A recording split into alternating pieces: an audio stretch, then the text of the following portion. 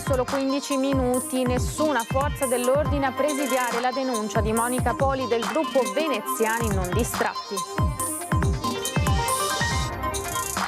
È stata dimessa dall'ospedale ed è già rientrata nel suo paese Monica Grimm, la turista 35enne tedesca di origine polacca, coltellata lunedì notte a Sottomarina.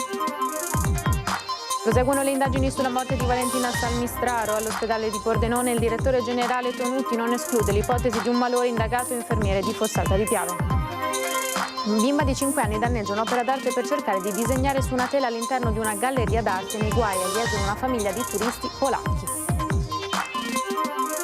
Due sguardi diversi, due registi italiani in concorso. La mostra del cinema di Venezia di Costanzo emoziona con Elisa, Maresco provoca e spiazza con un film fatto per bene. A Venezia, per essere premiata da Women Cinema Awards, l'attrice Anna Foglietta, già madrina del festival, torna a parlare del dramma di Gaza e dei suoi progetti futuri in una nostra intervista esclusiva. Buonasera, bentrovate, edizione di Venezia dei nostri telegiornali. In apertura ancora l'incubo borseggiatori e borseggiatrici in centro a Venezia. È la denuncia di Monica Poli, 15 borseggiatrici sorprese in solo 15 minuti e nessuna forza dell'ordine a presidiare. L'abbiamo ascoltata. Attenzione borseggiatrici pickpocket! Carterista ladrone! Elvisa! Direttamente da Barcellona! Attenzione ladrone! A Venezia non c'è pace. In circa 15 minuti Monica Poli, nota come Lady Pickpocket, ha riconosciuto ben 6 borseggiatrici e sventato un furto nei pressi dell'imbarcadero a pochi passi dalla stazione di Venezia Santa Lucia. Prima c'erano due uomini dietro alle macchinette che stavano osservando dei turisti e li stavo un attimo monitorando. Fatalità uno era anche nuovo o forse anche tutti e due, sono talmente tanti che non se ne può più. E quando mi sono accorta che si sono parlati proprio della turista, allora lì sono intervenuta e se ne sono andati via. Nel frattempo mi avvertivano che ce n'erano altri due dentro al pontile, che uno è uno storico e anche loro li abbiamo mandati via. Dopo 5 minuti sono passate altre 6 borseggiatrici e premetto che non c'era, come sempre è stato dichiarato, nessuna guardia giurata ai pontili e non c'erano forze dell'ordine, la polizia locale. Questo a pochi giorni dall'invito ai cittadini del comandante della polizia locale Marco Agostini di non sostituirsi alle forze dell'ordine. Il messaggio che ha lanciato il comandante Agostini sinceramente a me non è piaciuto, cioè a molti non è piaciuto.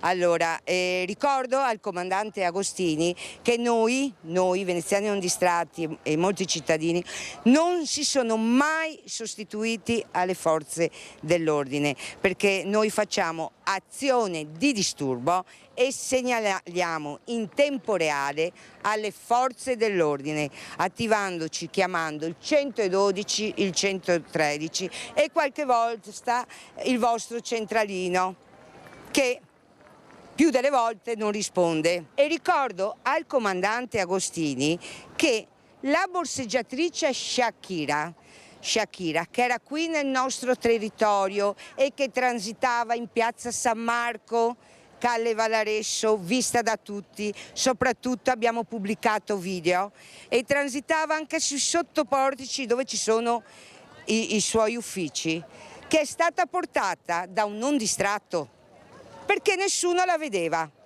e su questo ci facciamo una bella domanda. E proprio nei giorni scorsi un membro dei cittadini non distratti, dopo aver sventato un borseggio trattenendo la presunta responsabile per un braccio, è stato poi denunciato e ora è indagato per violenza privata.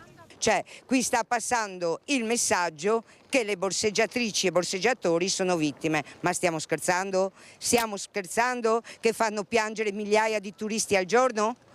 Ecco, e usano violenza, sputi, spray peperoncino? Ma stiamo scherzando? È tornata a casa la turista tedesca coltellata lunedì a Sottomarina. È stata dimessa dall'ospedale ed è già rientrata nel suo paese. Monica Grimm, la turista 35enne tedesca di origine polacca, accoltellata lunedì notte a Sottomarina mentre era a passeggio con la sua cagnolina Lucky, ritrovata solo dopo alcuni giorni perché era scappata.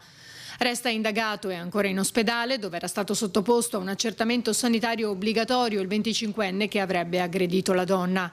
I carabinieri non hanno ancora trovato il coltello, ma continuano a visionare le immagini delle telecamere della zona per trovare ulteriori dettagli, in attesa della decisione della procura dopo l'iscrizione nel registro degli indagati. Proseguono le indagini sulla morte di Valentina Salmistraro all'ospedale di Pordenone. Non si esclude l'ipotesi di un malore. 5 operatori sanitari intanto sotto inchiesta, tra cui un'infermiera di Fossalta di Piave. La sensazione che noi abbiamo è che la donna sia andata in bagno e abbia avuto un malore, non che sia caduta in bagno e è morta per la caduta. Così a mente fredda il direttore generale dell'ASFO Giuseppe Tonutti ha commentato la tragedia che lo scorso 29 agosto ha colpito l'ospedale di Pordenone. Secondo quanto raccontato dal marito Ghani Mohamed, intervistato nei giorni scorsi dalla nostra emittente, la moglie Valentina Salmistraro, 46enne residente ad Azzano Decimo, si sarebbe alzata dal letto nel reparto di neurologia per andare in bagno. Qui sarebbe caduta battendo la testa sul WC e sarebbe rimasta a terra per circa 2 ore senza ricevere soccorso. Quando il personale sanitario è intervenuto, per la donna non c'era più nulla da fare. Da una nostra prima impressione è che il personale non è che potesse fare molto. Noi stiamo parlando di reparti che hanno dei livelli di assistenza secondo determinati standard che sono anche rispettati e non prevedono che le persone vengano tenute a vista per 24 ore su 24. La donna era giovane rispetto alla media dei pazienti ricoverati, era anche abbastanza autonoma, seppur con i suoi problemi, molto autonoma, e era andata in bagno da sola, come succede in molte situazioni.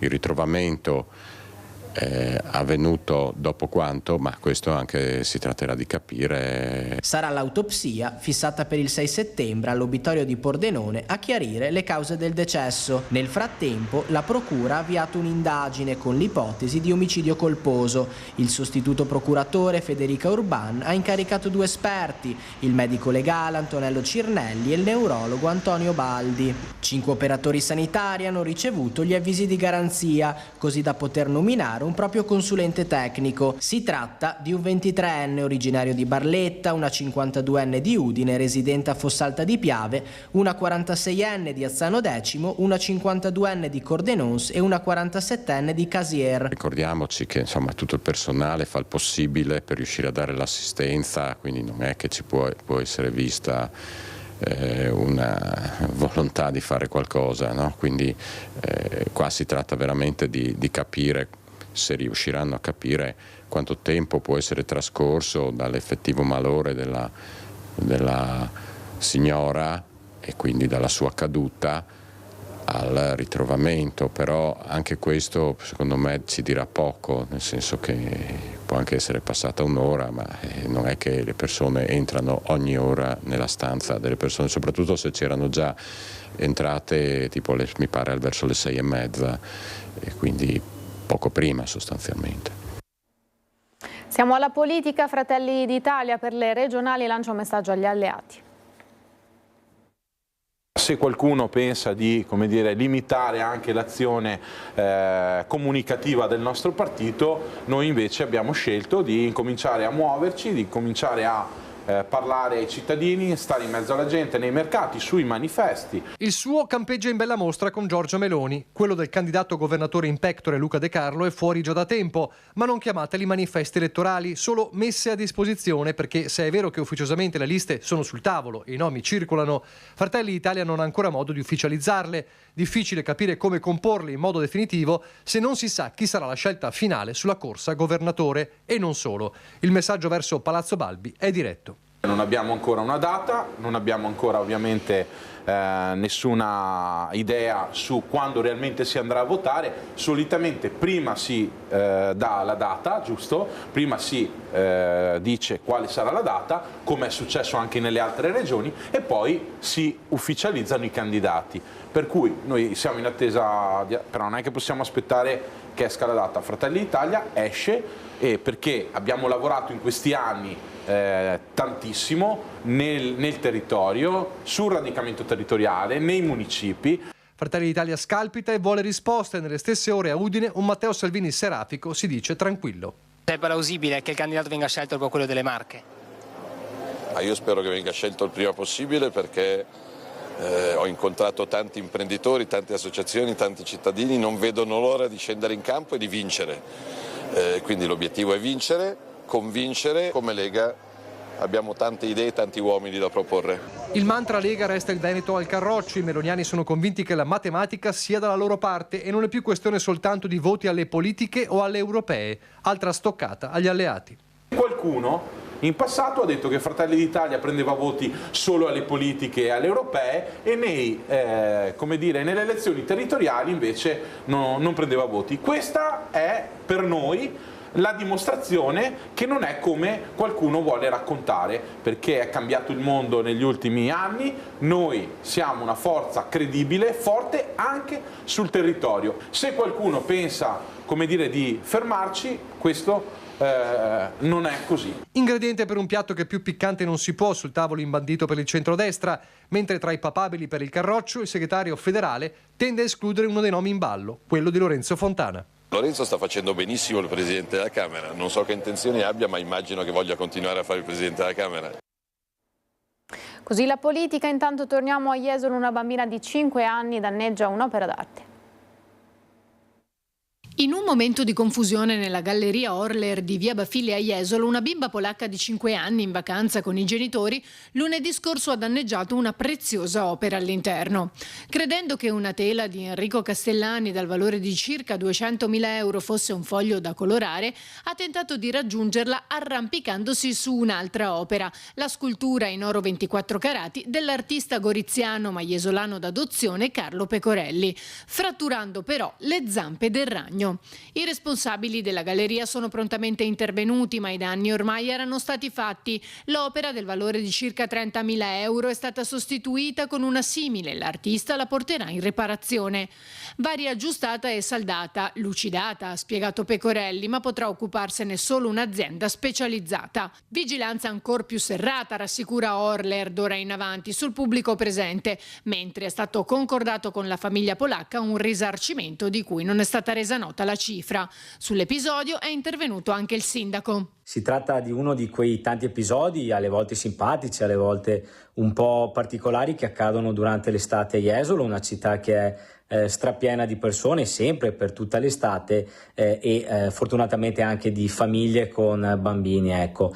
Ovviamente l'invito è sempre quello di avvicinarsi ai luoghi dell'arte e della cultura con una certa cautela e attenzione nel rispetto delle opere d'arte e del lavoro e dell'ingegno di tante persone. La mostra del cinema, altri 2 italiani in concorso.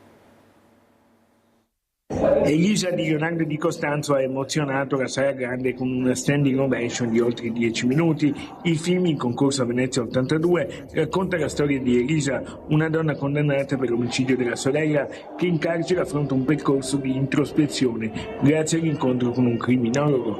La performance italiana di Barbara Ronchi ha ricevuto applausi convinti, confermando l'opera come una delle più toccanti del concorso. Siamo molto felici di stare qua e aspettiamo con molta curiosità e anche con un po' di apprensione su come il pubblico riceverà questo film, perché noi l'abbiamo fatto, poi ce la contiamo, ce la suoniamo, per così dire, poi sarà il pubblico che ci dirà che film abbiamo fatto, per cui c'è molta curiosità, sono proprio con un po' di ansia. Noi il film lo facciamo, poi che cosa dice, che cosa racconta, ce lo dirà il pubblico. Il mio rapporto con Venezia, è cominciato qualche anno fa ed è sempre bello, è sempre insomma un bellissimo riconoscimento quello di essere scelti come film, insomma, per rappresentare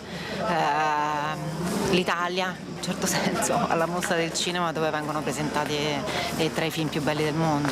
Ciao spettatori di Antenna 3. Ciao. Ciao, a presto, andate a cinema.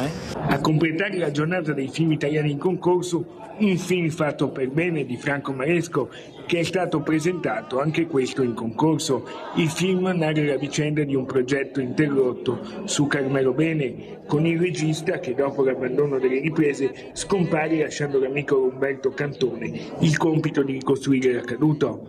Maresco, assente alla proiezione, ha lasciato che il film parlasse da solo, offrendo una riflessione ironica e amara sul cinema italiano e sulla figura di Bene. Il regista Maresco non è a Venezia perché con i documenti non in ordine ma l'assenza era prevista. Ancora al Lido abbiamo ascoltato Anna Foglietta. Facciamo un appello per la pace a Gaza. Ma facciamo un appello per la pace in generale, perché a Gaza c'è bisogno più della pace, a Gaza c'è bisogno di restituire completa e totale dignità a un popolo che è stato violato, vilipeso, e sono dolori che non si possono ricucire. In questo momento stanno varcando i mari e la Global Sumur flottiglia destinata appunto a raggiungere il porto di Gaza contro l'embargo che Israele ha creato per non far arrivare le persone, gli aiuti a Gaza, e speriamo che queste imbarcazioni possano raggiungere presto il porto di Gaza. L'attrice Anna Foglietta torna a parlare della guerra a Gaza con pacatezza, chiarisce da che parte sta per la pace dopo l'episodio della bandiera palestinese sequestrata in taxi. Anna Foglietta torna alla Mostra di Venezia, dove è già stata madrina, per essere premiata con il prestigioso Women in Cinema Awards, 11ª edizione. Quando sei stata madrina qui è sempre casa tua e sarà sempre casa tua. Grazie Lorenzo, è molto affettuoso, molto dolce e lo accolgo davvero come un atto d'amore, lo sento. Come oggi qui a Venezia per un premio importante a cui tieni particolarmente anche per il tuo impegno.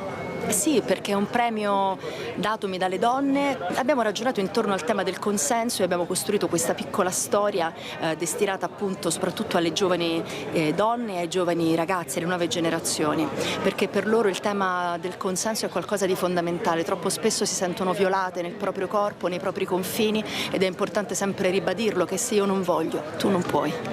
Poi un ricordo profondo di Giorgio Armani. Ricordo che durante le sue sfilate lui era sempre nascosto tra le quinte e spiava quelle che erano le sensazioni e le intuizioni da parte del pubblico, no? Per capire se la sfilata piaceva o non piaceva. Ed era già in là con gli anni, e questo mi ha insegnato che se un essere umano in qualche modo ha voglia di crescere non deve mai smettere di mettersi al servizio di una conoscenza e quindi di imparare. Infine il premio. Vuole valorizzare il talento delle donne, quindi è un bellissimo esempio di sorellanza, perché è un premio che parte dalle donne e va alle donne, per valorizzare le competenze, no, attrici, registe, ma anche tutte le maestranze del cinema, quindi è un qualcosa di molto bello in un giorno particolare. Ci ha lasciato Giorgio Armani, quindi mi fa piacere dedicarlo a Giorgio Armani. Era l'ultima notizia per questa edizione, grazie per averci seguito a tutti e l'augurio di una buona serata, arrivederci.